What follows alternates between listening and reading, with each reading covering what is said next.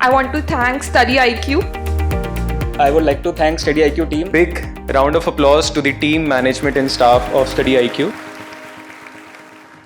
नमस्कार दोस्तों क्या कोविड-19 जैसे हालात फिर से पैदा होंगे? क्योंकि मैं आपको बता दूं, चाइना से अगेन एक बड़ी खबर सामने आई है कि मिस्टीरियस न्यूमोनिया, जी हां, मिस्टीरियस न्यूमोनिया चाइना के अंदर तेजी से फैल रहा है, जिसकी वजह से स्पेशली जो बच्चे हैं वो काफी ज्यादा हॉस्पिटल्स में भर्ती हो रहे हैं। ये आप खबर देख सकते हो, China sees mysterious pneumonia outbreak, hospitals flooded with sick children. तो इसको हम डिटेल से जानेंगे कि एग्जैक्टली हो क्या रहा है, WHO का क्या इन्वॉल्वमेंट है इसके अंदर, और स्पेशली कोविड के बाद से आप देख ही रहे हो किस तरह से पूरी दुनिया काफी ज्यादा चिंतित है। और स्पेशली कोई भी अगर खबर आती है डिजीज से रिलेटेड तो यहाँ पर तुरंत यहाँ पर उसको लेकर, और स्पेशली अगर वो खबर चाइना से आ रही है तो तुरंत अलर्ट इशू कर दिया जाता है। तो चलिए इसके बारे में जानते हैं, लेकिन उससे पहले ध्यान रखिएगा, आज हमारा जो हिंदी बैच है दोस्तों स्टार्ट हो रहा है और कल से इंग्लिश बैच स्टार्ट हो रहा है। अगर आप इंग्लिश बैच लेना चाहते हैं तो वो आपका 25 नवंबर से स्टार्ट हो रहा है। सबसे कम दाम पर स्टडी IQ के बैचेस आप ले सकते हैं by using the code Ankit live. खास बात यह है कि एक बैच लेकर आप प्रीलिम्स, मेंस, इंटरव्यू सब कुछ आप कर पाएंगे विद लाइव क्लासेस,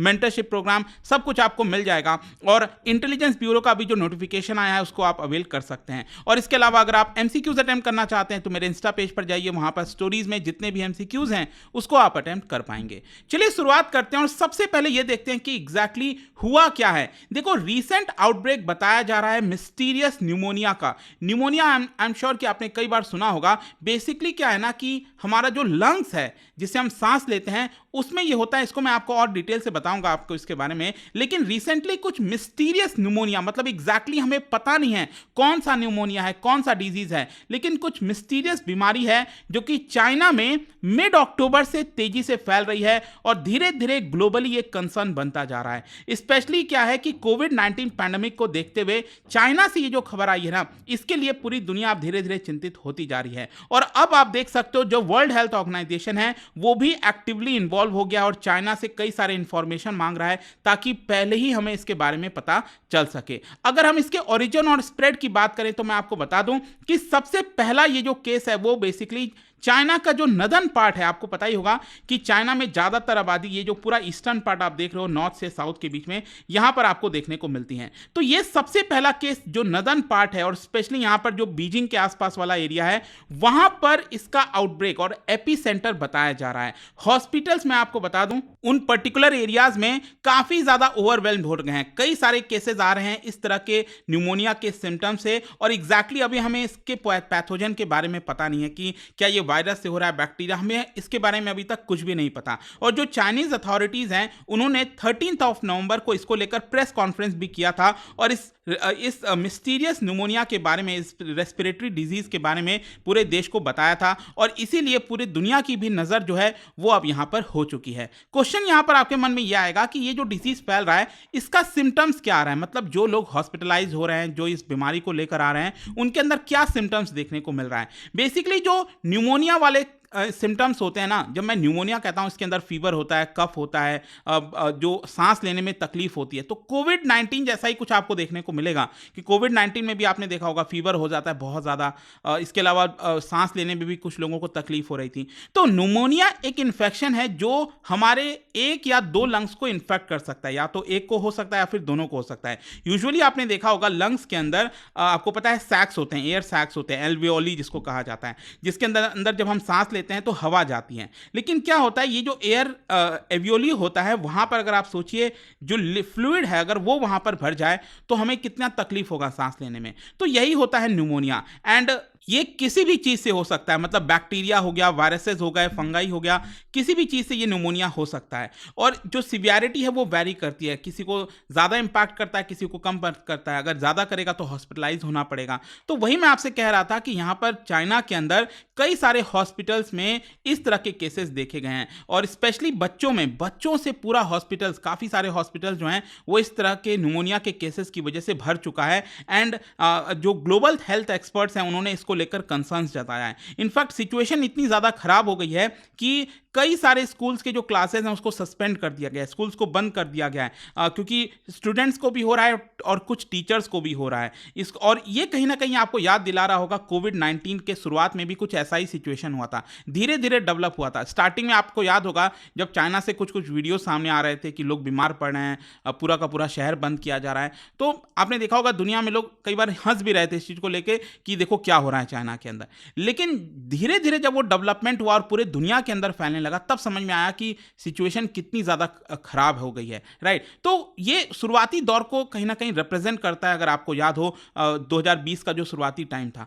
अब क्वेश्चन ये है कि चाइनीज अथॉरिटीज़ का क्या कहना है इन सारे चीज़ों को लेकर। देखो, जो चाइनीज अथॉरिटीज़ ने प्रेस कॉन्फ्रेंस वगैरह किया है, उन्होंने बताया है कि बेसिकली ये रेस्पिरेटरी इलनेस का स्पाइक देखने को मिला है, मतलब जो सांस लेने में तकलीफ होती है उससे रिलेटेड है। और चाइनीज अथॉरिटीज़ ये कह रही हैं कि कोविड-19 जो रेस्ट्रिक्शंस हटाया गया है, इसकी वजह से चाइना के अंदर कई सारे जो डिजीज़ हैं वो थोड़ा सा फैल रहे हैं, जैसे इन्फ्लुएंजा हो गया, इसके अलावा माइकोप्लाज्मा न्यूमोनिया हो गया, और रेस्पिरेटरी सिंसिटिक्साइल एक वायरस हो गया। फिर इसके अलावा कोविड-19 से जो वायरस फैलता है वो भी फैल रहा है। मतलब चाइना के अंदर बेसिकली क्या हुआ है कि जो कोविड के रेस्ट्रिक्शंस हटे हैं उसके बाद से इस तरह का कुछ ना कुछ सर्कुलेशन देखने को मिल रहा है, ऐसा खुद चाइनीज अथॉरिटीज़ का कहना था। इनफैक्ट यहाँ पर एक इंटरनेशनल डिजीज सर्वेलेंस प्लेटफॉर्म है जिसका नाम है प्रोमेड, और प्रोमेड ने भी यहां पर अलर्ट जारी किया और यह कहा कि एक अनडायग्नोज्ड न्यूमोनिया चिल्ड्रंस को काफ़ी अफेक्ट कर रहा है। अब इसको लेकर जो WHO है वो उसको समझ नहीं आ रहा कि एग्जैक्टली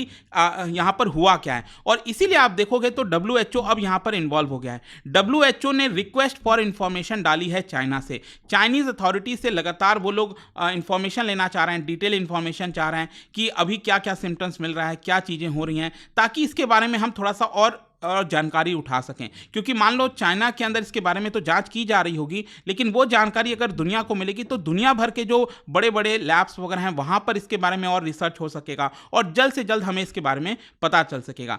इसके साथ साथ मैं आपको ये भी बता दूं कि WHO ने एडवाइजरी भी जारी की है लोगों को, और यहाँ पर यह कहा है कि जो भी प्रिकॉशनरी मेजर्स है वो यहाँ पर लोगों को लेना चाहिए, स्पेशली इन अफेक्टेड एरिया, जो नॉर्दर्न वाला पार्ट है चाइना का वहाँ पर। एंड ये प्रिकॉशनरी मेजर्स क्या हो गया, जैसे कोविड में भी आपने देखा होगा हाइजीन का ध्यान रखना था, मेडिकल अटेंशन लेना था अगर किसी को भी रेस्पिरेटरी प्रॉब्लम्स हो रहा है, सिम्टम्स सामने आ रहे हैं, या फिर यहाँ पर जो लेटेस्ट अपडेट है इस बीमारी के से रिलेटेड वो लोगों को पता होनी चाहिए। मतलब लोग जब अवेयर होंगे इसके बारे में तो यहाँ पर उस चीज़ को अच्छे से हैंडल किया जा सकेगा। अब क्वेश्चन ये है कि इसका ग्लोबल हेल्थ इंप्लीकेशंस क्या हो सकता है। देखिए, यहाँ पर जिस तरीके से कोविड-19 पैंडमिक इम्पैक्ट किया था पूरे दुनिया को, और स्पेशली क्योंकि वो चाइना से ओरिजिनेट हुआ था, राइट, सो ये कहीं ना कहीं एक दर्शाता है सेंसिटिविटी को। मतलब कि जब भी चाइना से इस तरह की कोई खबरें आती हैं तो पूरी दुनिया यहाँ पर कंसर्न हो जाती है और सेंसिटिव हो जाती है कि एग्जैक्टली वो क्या आउटब्रेक है। एंड WHO का भी जो इन्वॉल्वमेंट है, अभी तुरंत जस्ट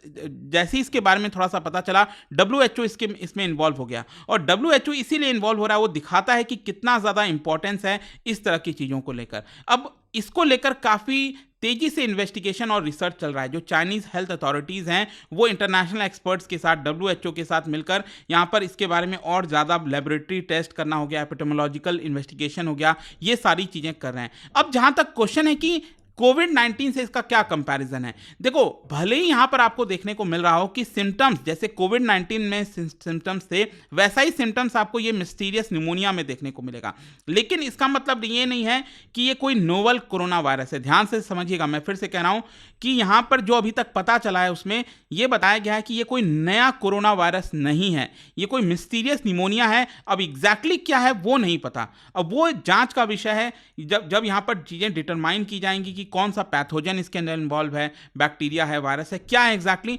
वो समय बताएगा। लेकिन कोविड-19 से कहीं ना कहीं पूरी जो ग्लोबल कम्युनिटी है वो इससे सीखी है कि जब भी इस तरह की चीज़ें आती हैं हमें उसको लाइटली नहीं लेना चाहिए। जिस तरह से कोविड-19 पैंडेमिक को स्टार्टिंग में लाइटली लिया गया था और वो किस तरह से पूरे दुनिया में फैल गया था, ये कहीं ना कहीं जो लेसन्स है वो हमें मदद करेगा। और एक प्रकार से आप कह सकते हैं कि रिमाइंडर है कि नेचर के अंदर दुनिया में कभी भी अनप्रिडिक्टेबिलिटी आ सकती है, बहुत ज़्यादा अनप्रिडिक्टेबल है, कभी भी कोई भी नया डिजीज़ आ सकता है। तो इसलिए इसके लिए हमें तैयार रहना चाहिए। हर एक देश को जो अपना हेल्थ जो इंफ्रास्ट्रक्चर है उसको हमेशा रेडी रखना चाहिए। यू नेवर नो कब इस तरह की सिचुएशन आ जाए, ठीक है। तो ये एक रिमाइंडर है एक तरह से। जहाँ तक पब्लिक हेल्थ के ऊपर इम्प्लीकेशंस का सवाल है, मैं आपको बता दूं कि यहाँ पर सिर्फ चाइना के लोगों को ही नहीं, पूरे दुनिया के लोगों को भी थोड़ा सा अलर्ट हो जाना चाहिए जब तक हमें इसके बारे में पूरी जानकारी नहीं मिल जाती। और चाइना के साथ भी संपर्क में रहना चाहिए कि जो लोग वहां से आ रहे हैं, अब क्या सरकार इसको लेकर टेस्टिंग स्टार्ट करेगी, क्या होगा। अभी तो कोई भारत सरकार की तरफ से या किसी भी गवर्नमेंट की तरफ से ये खबर नहीं आया है, लेकिन डेवलपमेंट आगे चलकर बताएगा। जो भी अपडेट इससे रिलेटेड आएगी दोस्तों मैं आपको बताऊंगा। और आगे देखते हैं कि WHO की क्या रिपोर्ट आती है। WHO जो भी चाइना से इस समय जानकारी मांगा है इसके बारे में, WHO क्या इसको लेकर कहता है, तभी हम आगे चलकर इसको लेकर कोई स्टेप ले पाएंगे और भारत सरकार ले पाएगी। लेकिन अपने आप को, हेल्थ इंफ्रास्ट्रक्चर को रेडी रखना है, ये बहुत ज़रूरी है, ठीक है। आई होप कि आपको ये समझ में आया होगा क्या चल रहा है। और जाने से पहले एक इंटरेस्टिंग क्वेश्चन, क्या बता सकते हो कि blue baby syndrome it is caused by which of the following salt, इनमें से कौन से सॉल्ट की वजह से, जो कि वाटर में प्रेजेंट होते हैं, इसकी वजह से ब्लू बेबी सिंड्रोम होता है। इसका राइट आंसर आप सबको पता है, मेरे इंस्टाग्राम पर तो मिलेगा ही, वहां पर अगर आप नहीं हो कोई बात नहीं, टेलीग्राम से ले सकते हैं इसका सही उत्तर। मैं कई सारे जो MCQs हैं वो यहाँ पर स्टोरीज में डालता रहता हूँ। बाकी अगर आपको PDF चाहिए तो टेलीग्राम पर आइए, अलग अलग सोशल मीडिया पर आप जुड़ पाओगे। और जैसा मैंने आपको बताया, UPSC की अगर आप तैयारी कर रहे हो, just use this code Ankit live to get maximum discount. And I hope कि वीडियो आपको पसंद आया होगा। मिलता हूं आपसे next time. Till then, thank you very much, see you soon. Study IQ IAS, अब तैयारी हुई अफोर्डेबल।